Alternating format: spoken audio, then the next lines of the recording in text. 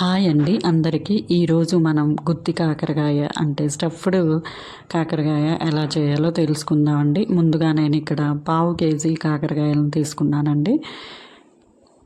నాకు 6 వచ్చాయండి. తర్వాత వాటిని ఇలా మొత్తం పీల్ ఆఫ్ చేసేయాలండి. మొత్తం తీసేసి లోపల ఉన్న సీడ్స్ మొత్తం కన్నా అంతా తీసేయాలండి. చూడండి, ఇలా మధ్యలో ఒక చిన్న లైన్ లాగా గీసానండి ఓపెన్ అవ్వడానికి. అలా చేసి మధ్యలో ఉన్న సీడ్స్ అన్నీ తీసేయాలండి. చూడండి ఎలా తీసేసాను నేను. అటు చివర ఇటు చివర ఓపెన్ అవ్వకూడదండి. ఇవి కొంచెం పసుపు, కొంచెం ఉప్పు వేసి వాటిని కాకరకాయలని కలుపుకోవాలండి. చూడండి, నేను ఇక్కడ ఒక బౌల్లో కొంచెం పసుపు, కొంచెం ఉప్పు వేసానండి. చూడండి, ఆ పసుపు ఉప్పుని ఈ మధ్యలో ఉన్న కాకరకాయ మధ్యలో ఉన్న వైట్కి కూడా పెట్టాలండి. చూడండి, ఇక్కడ కాకరకాయ ఉన్న వైట్ కాకరకాయ మొత్తానికి లోపల ఉన్న వైట్కి అంతా అప్లై చేయాలండి, అన్ని కాకరకాయలకి. అలా చూడండి నేను ఎలా అప్లై చేస్తున్నాను. మధ్యలో అలా పెట్టాలండి. ఇలా అన్ని కాకరకాయలకి అప్లై చేయాలండి. ఇలా అప్లై చేసి ఒక హాఫ్ అన్ అవర్ అలా వదిలేస్తే తర్వాత దానిలో ఉన్న చేదు పోవడానికి మనం ఇలా చేస్తున్నామండి. కాకరకాయలో ఉన్న చేదు పోవడానికి. పిల్లలు అందరూ మనం కూడా చేదుగా ఉంటే తినలేం కదండి, అందుకని ఇలా చేస్తున్నానని. చూడండి, అన్నిటికీ అప్లై చేసి మూత పెట్టి ఒక హాఫ్ అన్ అవర్ వదిలేసానండి నేను. తరువాత ఇక్కడ దానిలో పెట్టడానికి మనం ముందుగా 4 టేబుల్ స్పూన్స్ పల్లీలు డ్రై రోస్ట్ చేసుకుంటున్నానండి. చూడండి, ఇక్కడ నా దగ్గర స్పూన్ కిట్ ఉందండి. దాంతో ఇది 1 టేబుల్ స్పూన్ అండి. నేను దీంతో 4 టేబుల్ స్పూన్స్ వేసానండి. అంటే ఒక చిన్న స్టీల్ బౌల్ అయ్యాయండి నాకు. ఇక్కడ వీటిని డ్రై రోస్ట్ చేసుకుంటున్నానండి. తర్వాత ఇక్కడ 2 ఆనియన్స్ తీసుకున్నానండి. వీటిని సన్నగా కట్ చేసుకోవాలండి. తర్వాత కళాయి పెట్టి కొంచెం ఆయిల్ వేసి అందులో కొంచెం జీలకర్ర వేసి వేయించుకోవాలండి.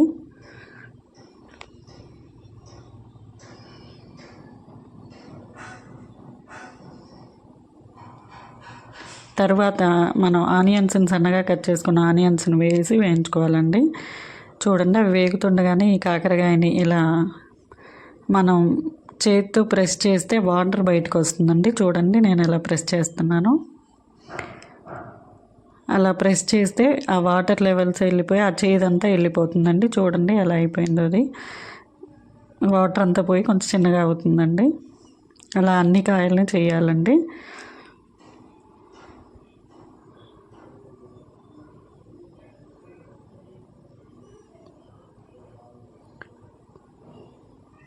చూడండి, ఇలా రసం అంతా వస్తుందండి. ఇది పోవడం వల్ల చేదు పోతుందండి.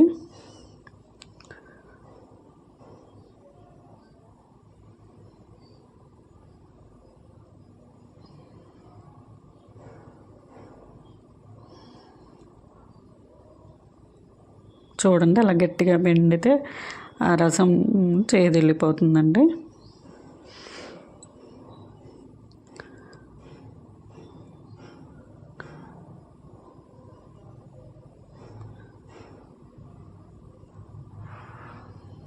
కాకరకాయ తినలేని వాళ్ళు ఇలా చేసుకొని తింటే చాలా టేస్టీగా ఉంటుందండి. ఎప్పుడు తినని వాళ్ళు కూడా ఇలా చేసుకొని ట్రై చేయొచ్చండి. చూడండి, ఇలా రసం వచ్చింది. దీన్ని పడేయడమేనండి, ఏం చేయలేము ఇంక దాన్ని. తర్వాత మనం స్టవ్ మీద ఆనియన్స్ వేసాం కదండి, అవి వేగాక కొంచెం అల్లం వెల్లుల్లి పేస్ట్ వేయాలండి. తర్వాత ఇక్కడ దీనికి కొంచెం కొబ్బరి తీసుకున్నానండి, కొంచెం తీసుకున్నాను. కొబ్బరిని సపరేట్గా పొడి చేసుకోవాలండి. తర్వాత మనం తీసుకున్న పల్లీలని కొంచెం ముక్కలుగానే పట్టుకోవాలండి, పౌడర్ లాగా పట్టుకోకూడదు. ఆ పల్లీలని పొట్టు తీసేసి దాన్ని మిక్సీలో పౌడర్ లాగా పట్టుకున్నానండి. తర్వాత దీనిలో కొబ్బరి కూడా పట్టుకున్నాను. చూడండి, కొబ్బరి తురుమైనా వేసుకోవచ్చండి, నో ప్రాబ్లం అండి. ఇక్కడ నా దగ్గర తురుము లేదు, అందుకని నేను చిన్న ముక్కలుగా కోసి మిక్సీ పట్టుకున్నానండి. తర్వాత ఆ వేయించుకున్న అల్లం వెల్లుల్లి పేస్ట్, ఆనియన్లు, కొంచెం ఉప్పు, కొంచెం కారం వేస్తున్నానండి.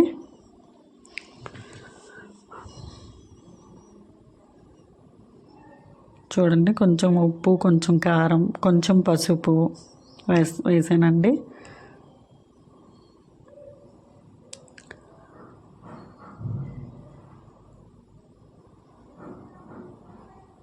తర్వాత 1 టీ స్పూను ధనియాల పౌడర్ వేస్తున్నానండి.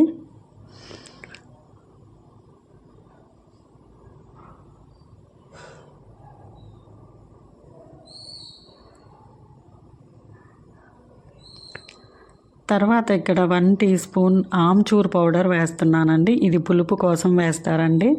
అది లేని వాళ్ళు కొంచెం చింతపండు గుజ్జునైనా యాడ్ చేసుకోవచ్చండి. తర్వాత కొంచెం వాటర్ యాడ్ చేస్తున్నానండి.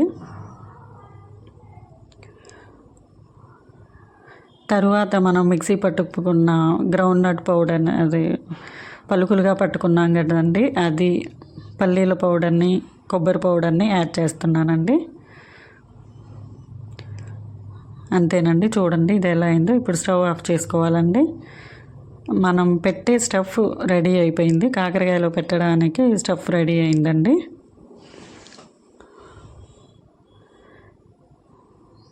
చూడండి, ఈ కాకరకాయని ఇలా స్పూన్తో మధ్యలో పెట్టాలండి. ఆ కాకరకాయ మధ్యలో పెట్టాలండి. చూడండి ఎలా పెట్టానో అలా పెట్టాలండి. మొత్తం నిండుగా పెట్టాలండి. తరువాత ఒక పాన్ తీసుకొని దానిలో కొంచెం ఆయిల్ వేసి, మనం ఆయిల్ వేడయ్యాక స్టఫ్ చేసిన కాకరకాయలని దాని మీద పెట్టి కాల్చుకోవాలండి. ఇలా పెట్టి మూత పెట్టి కాల్చాలండి. తరువాత 1 సైడ్ ఉడికింది అని తెలియడానికి ఈ అడుగు వైపు నుంచి కొంచెం నీరులాగా అలా అనిపిస్తుందండి మనకి కాకరకాయలు. అప్పుడు అవి ఉడికినట్టండి. మళ్ళీ టర్న్ చేస్తూ కాల్చుకోవాలండి ఇవి. చూడండి, ఇలా మిగిలిపోయిన ఆ గ్రేవీని కూడా దాని మీద వేయాలండి. చూడండి, 2 సైడ్స్ టర్న్ చేస్తూ కాల్చుకుంటూ ఉండాలండి. స్లోగా చేయాలండి ఇది టర్న్ చేయడం అన్నది, లేకపోతే స్టఫ్ బయటకు వచ్చేస్తుందండి. చూడండి, నాకు మిగిలిపోయిన దాన్ని ఆ గ్రేవీని వేసి కొంచెం వాటర్ వేస్తున్నానండి. అంతేనండి, మన అంతే అండి, మన గుత్తి కాకరకాయ రెడీ అయిపోయిందండి. ఇది చాలా టేస్టీగా ఉందండి. మీరు ట్రై చేసి కామెంట్ బాక్స్లో కామెంట్ చేయండి. ప్లీజ్ సబ్స్క్రైబ్ మై ఛానల్ అండి.